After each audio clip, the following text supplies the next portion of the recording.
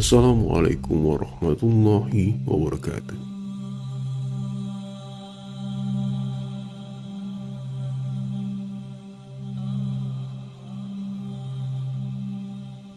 Potret kesederhanaan Rasulullah Shallallahu Alaihi Wasallam.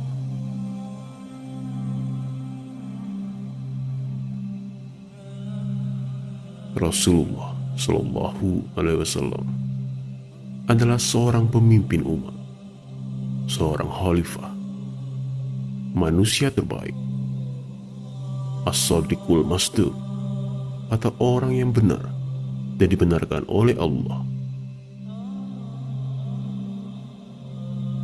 Namun apakah kehidupan beliau bergelimang harta dan kemewahan?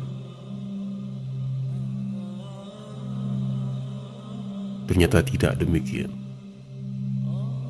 Sebaliknya, kehidupan beliau sangat-sangat sederhana dan bersahaja.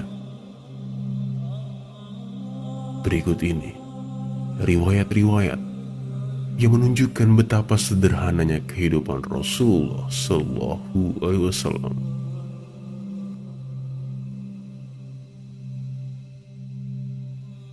Gelas yang pecah ditambal oleh Nabi. Anas bin Malik radhiyallahu anhu mengatakan, gelas Nabi Shallallahu Alaihi Wasallam pecah. Kemudian beliau menambal bagian pangkal gagangnya dengan perak. Hadis riwayat Bukhari. Sebagian kita mungkin memiliki gelas-gelas yang cantik dan menarik. Ketika retak atau pecah, maka biasanya tak lagi berselera untuk memakainya dan akan berpikir untuk menggantinya dengan yang baru. Namun ternyata tidak dengan Nabi Shallallahu Alaihi Wasallam. Gelas yang pecah ditambal oleh beliau. Betapa sederhananya.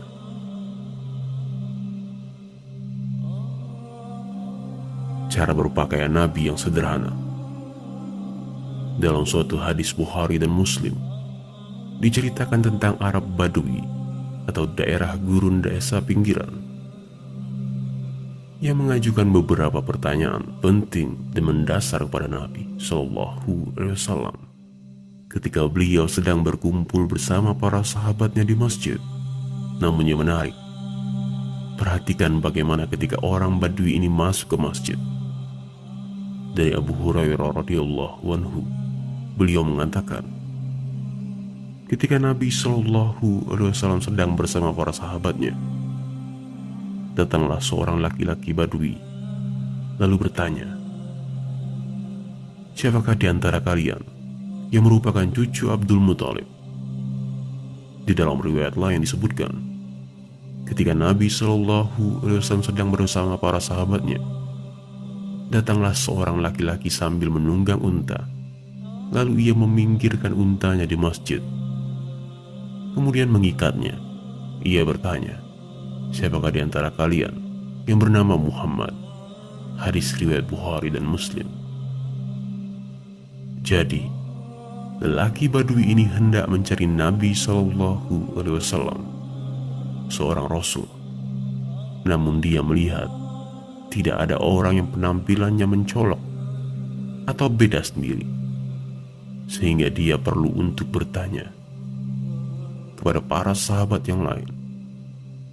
Hal inilah yang menunjukkan bahwa Nabi Shallallahu Alaihi Wasallam berbusana dan berpenampilan sebagaimana para sahabat, tidak beda sendiri, tidak mencolok perhatian, walaupun beliau seorang yang paling mulia di antara mereka.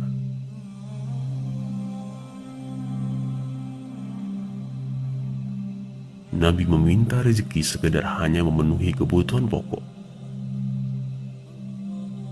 Nabi Shallallahu Alaihi Wasallam meminta rezeki kepada Allah bagi keluarganya, sekedar makanan yang pas, memenuhi kebutuhan pokok, bukan harta yang berlimpah ruah.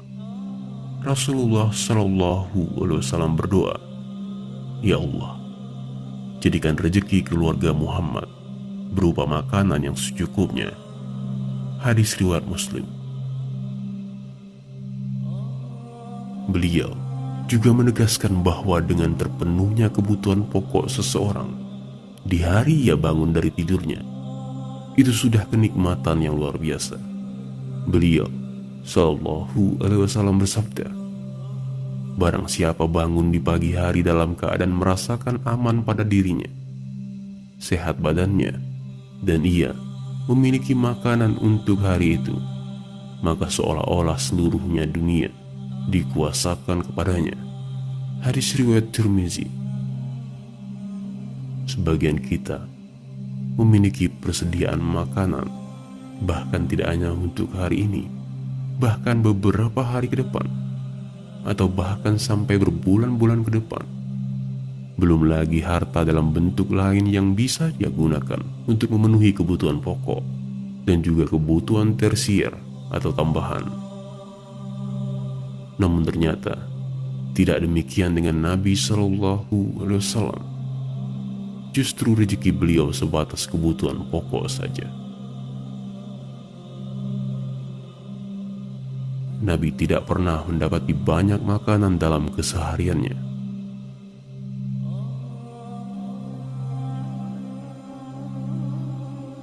Nabi Shallallahu Alaihi Wasallam dan keluarga tidak mendapati makanan yang berlimpah dalam kesehariannya, namun hanya sekedar tidak kelaparan dan terpenuhnya kebutuhan pokok. Sebagaimana dalam hadis-hadis yang sebelumnya, dari Malik bin Dinar radhiyallahu anhu, beliau mengatakan,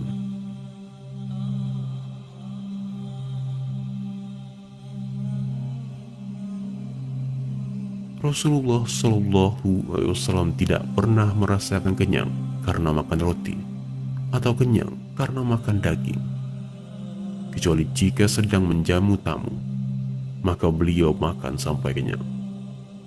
Hadis riwayat Tirmizi. Biasanya sekali dalam 2 atau 3 hari beliau dan keluarga baru merasakan kenyang. Itu pun sekedar makan roti gandum, makanan yang sangat sederhana. Aisyah radhiyallahu anha mengatakan, keluarga Muhammad Shallallahu Alaihi Wasallam tidak pernah merasakan kenyang karena makan roti gandum yang diberi idam atau semacam kuah dalam 3 hari sampai ia bertemu dengan Allah dan wafat. Hadis riwayat Bukhari dan Muslim. Dalam riwayat lain, keluarga Muhammad Shallallahu Alaihi Wasallam tidak pernah merasakan kenyang karena makan roti gandum dalam 2 hari sampai beliau wafat. Hadis riwayat Bukhari dan Muslim. Sebagian kita setiap hari merasakan kenyang, bahkan tidak hanya sekali, namun berkali-kali dalam 1 hari, karena melimpahnya makanan yang kita dapati. Namun sangat sederhananya kehidupan Nabi Shallallahu Alaihi Wasallam, sampai-sampai hanya merasakan kenyang hanya sekali dalam 2 hari atau 3 hari.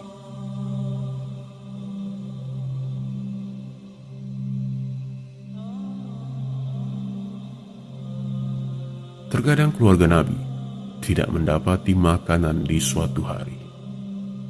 Dari Aisyah radhiyallahu anha, ia mengatakan, Rasulullah Shallallahu Alaihi Wasallam bertanya kepadaku pada suatu hari, wahai Aisyah, apakah engkau memiliki sesuatu untuk dimakan di pagi ini?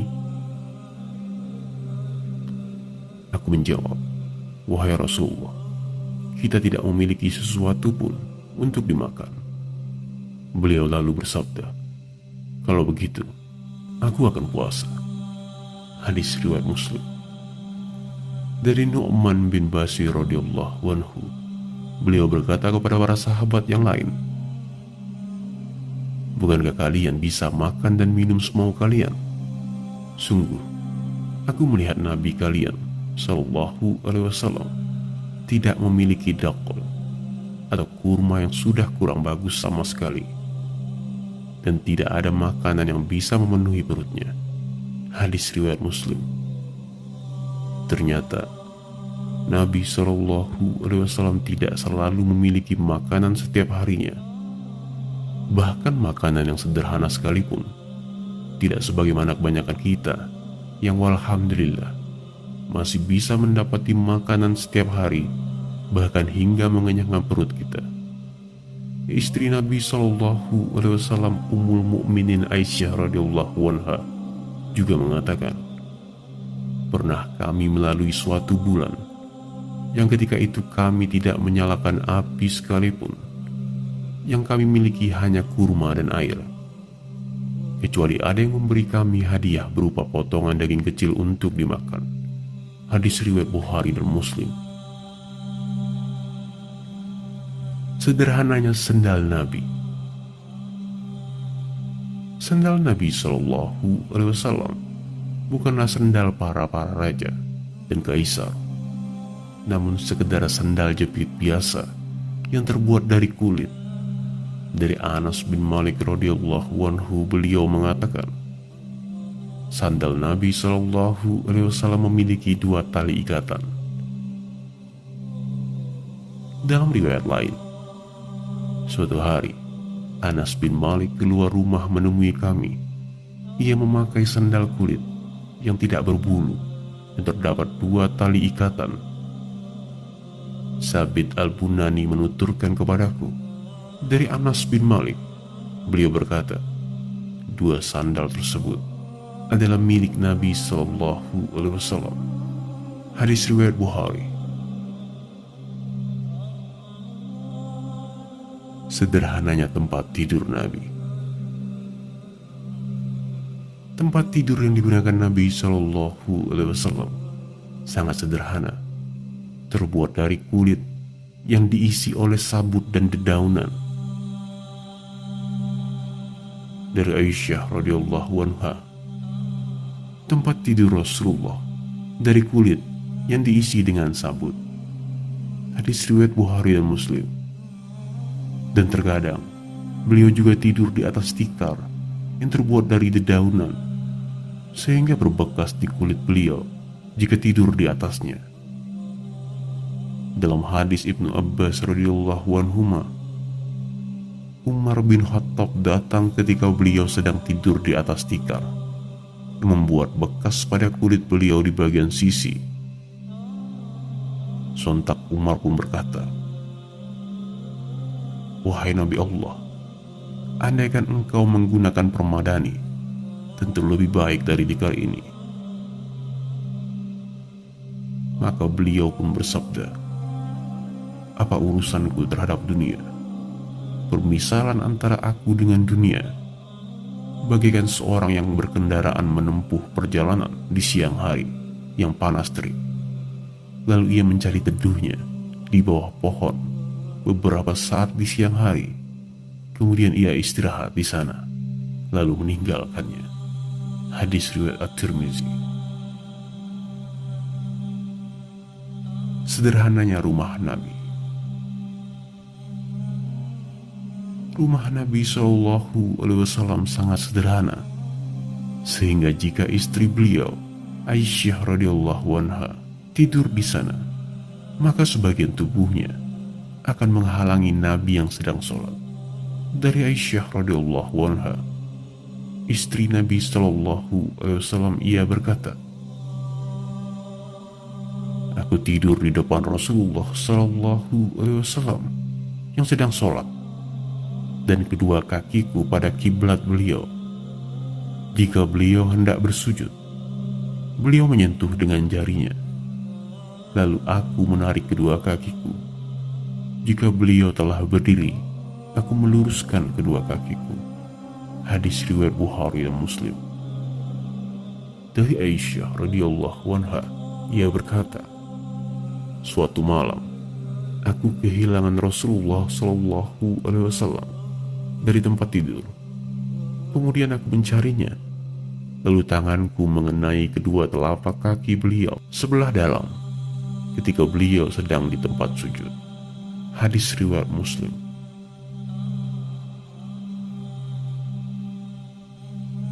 Nabi Muhammad SAW tidak meninggalkan warisan berupa harta, Nabi Shallallahu Alaihi Wasallam tidak meninggalkan warisan harta bagi keluarganya. Dari Aisyah radhiyallahu anha, ia mengatakan, Rasulullah Shallallahu Alaihi Wasallam tidak meninggalkan dinar, dirham, kambing, atau unta, dan tidak memberikan wasiat harta kepada siapapun. Hadis riwayat Muslim. Nabi Shallallahu Alaihi Wasallam sendiri bersabda, sesungguhnya para nabi tidak mewariskan dinar dan dirham, namun mereka mewariskan ilmu. Barang siapa menuntut ilmu, ia telah mengambil warisan para nabi dengan jumlah banyak. Hadis riwayat Abu Daud dan At-Tirmizi, Ibnu Majah.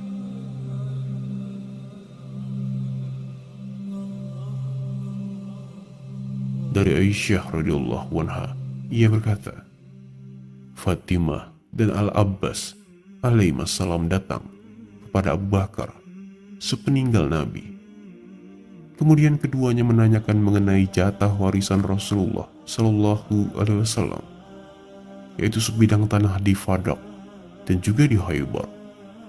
Maka Abu Bakar berkata, aku mendengar Rasulullah Shallallahu Alaihi Wasallam bersabda, aku tidak mewariskan harta.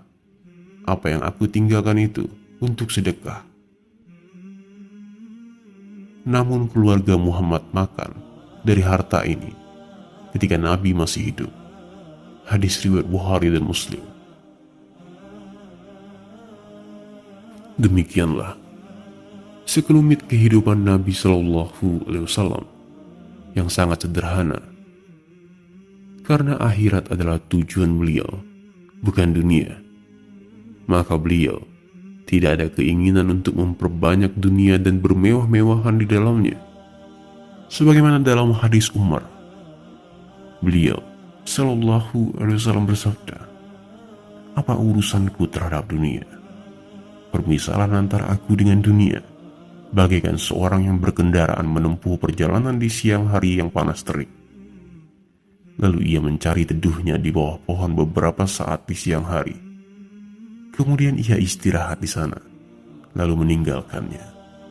Hadis riwayat At-Tirmizi, Al-Hakim, dan Ibnu Majah. Wassallallahu ala Sayyidina Muhammadin wa ala alihi wa sahbihi ajma'in. Semoga ini bermanfaat bagi kita semua.